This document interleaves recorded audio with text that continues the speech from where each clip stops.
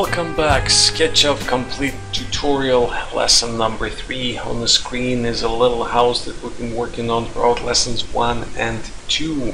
Links will be in the description. I recommend you go and look at them right now, then come back much smarter, know everything, and you will probably understand what is going on in this lesson today.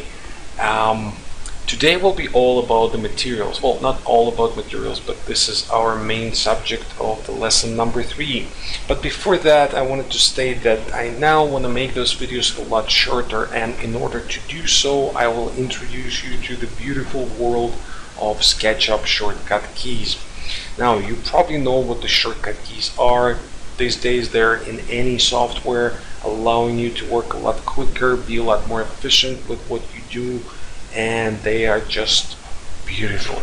I'll give you a quick example right here. If I want to hide this ceiling without the shortcut keys, I have to highlight it, right click it, go hide, and to bring it back, edit, unhide, all. This is way too many clicks if you're working on a tight deadline. It's just annoying, you know, for such a simple operation, so many clicks.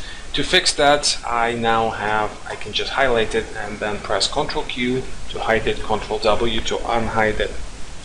Why? Because I have a shortcut keys. If you'll try to do that right now, it's not going to work for you because you did not assign them yet. And to do that, you go to Window, Preferences, and in the Preferences, you select Shortcuts, and you will see there is a long list of all the shortcut commands over here. You can use this Add Shortcut box over here, but first you need to choose the tool that you want to assign. So let's give you a quick example here. Draw an arc. Okay, so those two are empty, I believe, at the moment. So draw an arc. So generally we'll have to click right here, and then we can actually draw an arc over there. But we'll assign the shortcut key. So click here in this box once, and then click Shift, let's say C. This will be my command from now on for the arc.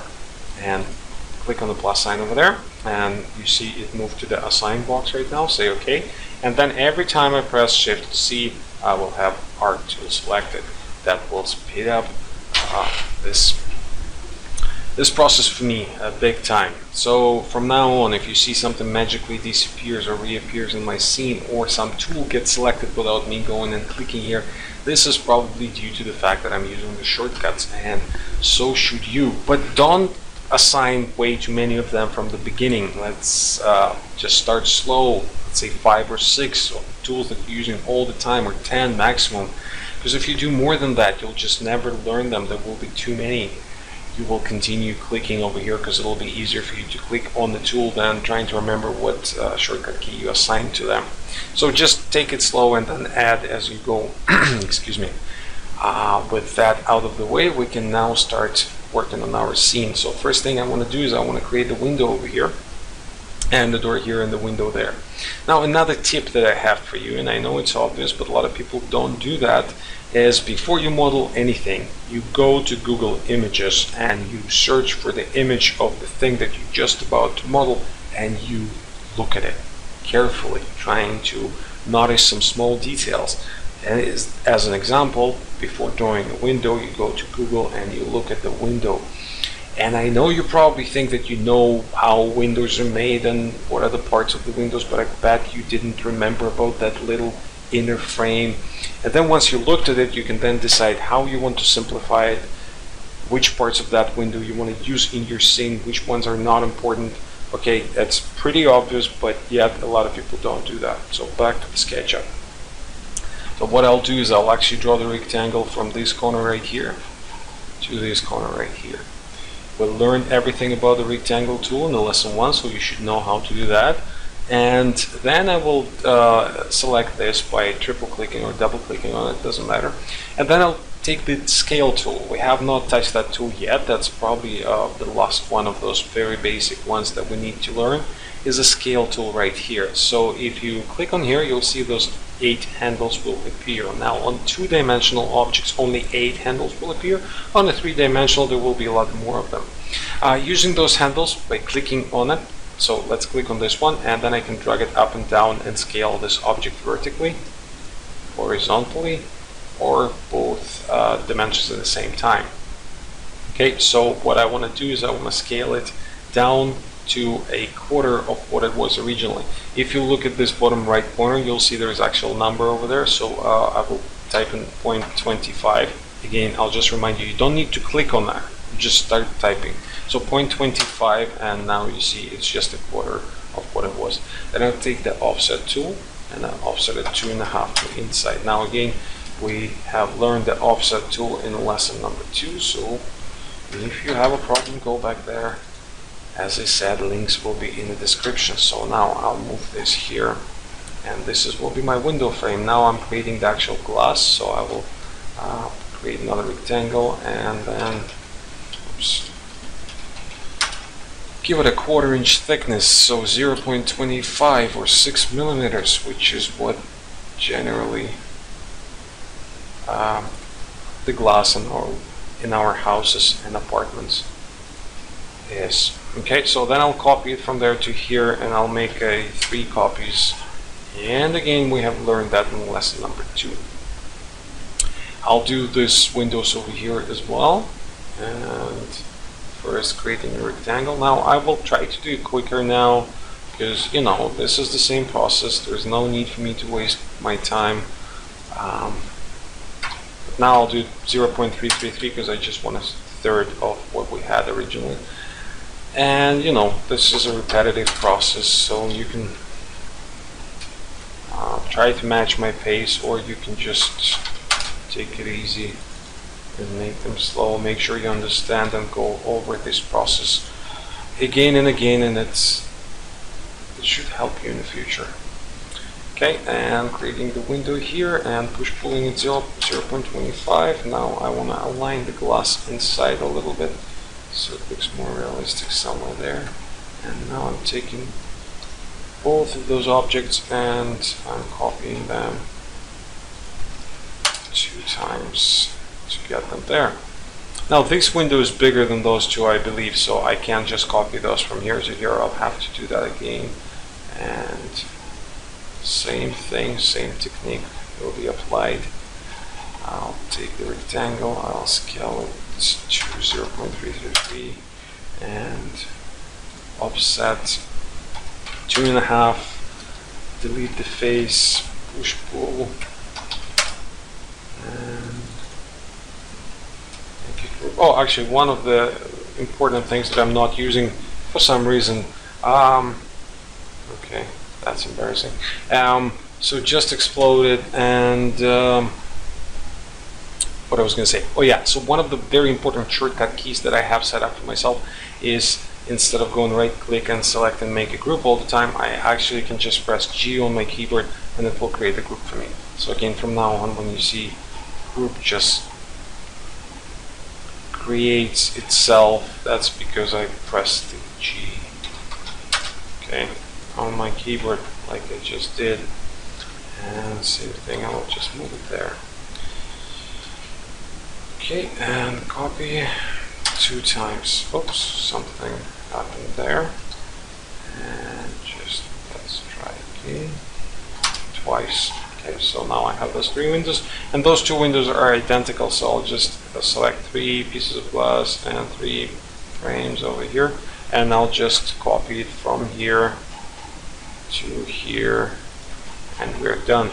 So windows are created. Now we just need to take care of the door. To do that, you click, you again create a rectangle from here to there. Now doors are never that tight, there's always a little gap around it, and I know again a lot of people say, oh, that's not important. I don't care. It is important. You should do that. That will make the overall drawing look a lot better. So let's make a 1/4 inch gap around the door. That's probably a bit of an overkill, but again, on the scale of the drawing, it'll look alright. So 0.25 inside. Now I want to delete this face, and this is what I do. I highlight it and I delete it. If I will hide right now everything around this door, you'll see that I actually have those lines still there, because we erased the face but we never erased those lines. This is actually important to track those situations and erase those lines, because they can be very annoying in the future. So just select all of them and press delete and bring everything back. Okay. Now door will be 1.25, and again I'll create a group and I will move it to there.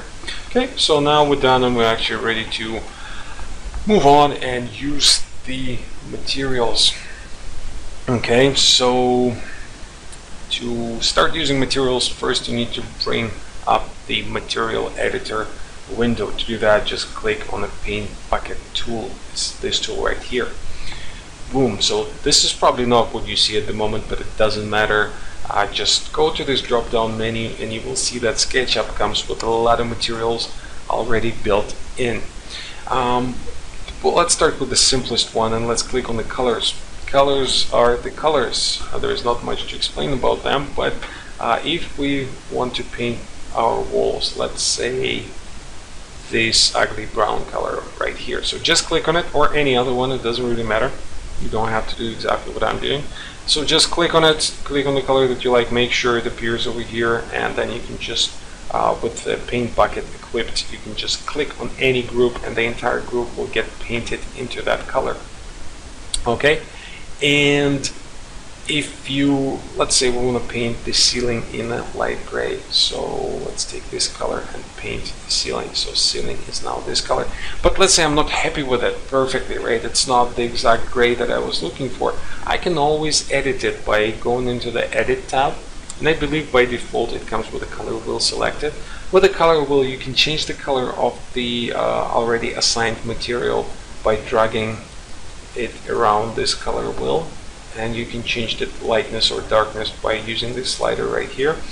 Now this tool is very intuitive, right? It's pretty obvious how to use it, and which is good, but I think it doesn't really give you all that much control. It's kind of hard to click exactly where you want it, and especially if you're trying to do perfect white.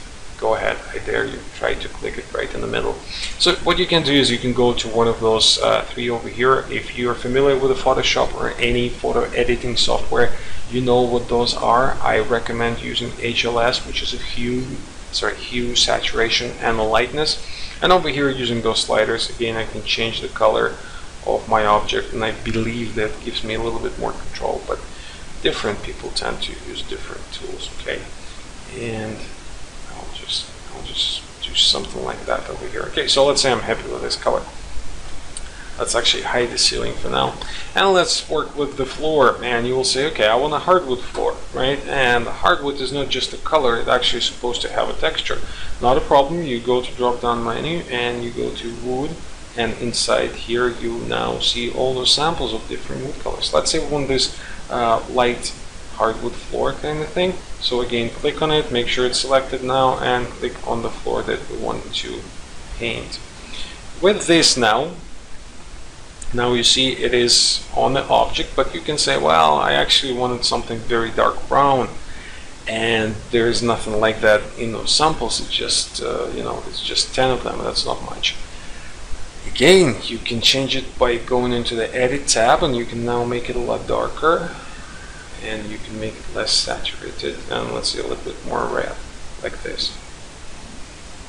It still looks pretty ugly, but you get the idea, right? So you just, using those sliders, you can get any color you want. Once you're happy, you just leave it at that. And one more thing that you can say to me is, you can say, well, my planks are not as small, they're a lot bigger. And in order to fix that, you can go to this, you see those 2 dimensions over here. If you don't see that, make sure you drag this, make sure that this window is big enough to show you everything. So just drag it all the way to the bottom, and then you can drag it up when you see how much information it offers. So when this link is locked over here, you can change the size, one size, and the second size will change proportionally. Again, this is very similar to the Photoshop or any other software. So if I want to make it bigger, I'll change 120 to 240, and you see it now twice as big proportionally. If I want to change just one size, I first click here, break this link, and I can now change that to something else, and this number will stay 240. Okay, so that's now, and then we can change it back to smaller. So find the proportion that you like, that looks realistic to you, and you can take it from there. Next thing we will do is we will paint windows. How you paint windows? You go to select, and you go to wood, and you go to translucent. Okay, translucent is what we're looking at the moment. Let's pick this green one. You can pick any color, just make sure it has no texture. It's supposed to be a clear color. So let's pick the green one and assign it to all the windows that we have. And you can now actually see inside them. You see they are translucent. Okay, click on all of them. See, so now we can actually look inside and the windows are green. But you'll say, well, they are way too green. It's not realistic. True. So go to Edit and fix that. Make them a lot less saturated, a lot lighter. And over here on the bottom, you see there is an opacity slider as well. And if you want to see more inside, you can just move this slider somewhere here. Now if you'll say that, well, I actually want my windows to be bluish, you can change the hue by moving it somewhere here. Okay, I'm happy with that. But generally windows are green or blue, but I think much more green. Much more often, I mean. Okay, so we're done with this, and let's do the last thing. Let's paint the frames over there, and we'll paint them a wooden color. And to do that, go back to wood and pick this wood cherry original right here, and then just go and click on every single item that you want painted. Here, here, here, here. All this and that and this and that. Okay, great. But if you and the door, and if you see, that is a good example right here. At the door, it's too big, so first we need to adjust the size, make it smaller. I'll make it 32. Let's see. Yeah, 32 looks good. It's a bit too orangey for me, so if I will, bring down the saturation a little bit, I think that looks much better. But you can say, well, what if I want a custom texture? Again, if none of those 10 samples that SketchUp has for wood suit me, I want something completely different. Not a problem, you can always do that. You can always bring the custom texture into the SketchUp. To do that, you click on here on that browse button, and it will open up the window dialog where you can find the texture on your computer. It can be any texture. Let's say I'll pick this one. That's just a random texture that I just found, and you see now it is applied to everything in my scene that had this color. Let's make it bigger, 64. Yeah, that's a bit better now, and maybe even bigger. Let's do 72. And let's say I want to make it more brown, so let's change this carefully to something like this. Okay. Darker brown. Okay, so it doesn't matter, I don't want to waste too much time on that. So this is how you bring the custom texture to the SketchUp. Another important thing, let's say you choose the other material and you've created a cube over here, and it doesn't matter what you did, but then you come back and you say, well, I want to apply this material that we just used on the doors and the window frames to this cube. How do I find it? It's not here. We do have it. Please don't tell me that I have to recreate it again. No, you don't. You just click on this house and it brings you to the in model tab, in model section of your categories, and in here you'll find the list of all the materials that are in the scene currently. So we can pick this material up, and which is what is applied to the doors in the windows frame, and you can now click and paint everything. Now if you notice, if the object is grouped, a single click with a paint bucket will paint the entire object. If the object is not grouped, a single click will just paint a single face. So that again gives you a little bit more control over how to set up the texture properly. I'll now delete that. Let's do the last thing. Let's just paint the baseboard as well the same colors, and you can now see that we have something that looks more or less like an interior. There is a lot more to learn about the textures. There's a lot more to learn about the materials in SketchUp, but I think this is enough for today because we want to keep it simple for now. It's just our third lesson. Later on I will explain you how to rotate textures, how to make them seamless, and all those fancy things. But for now, that would be it. Thank you very much. Stay tuned. Couple more days we'll upload another tutorial. Have a great day, and every YouTube video should end with a speaker asking you to subscribe and like this video, but I am not going to do that. Have a great day. Bye.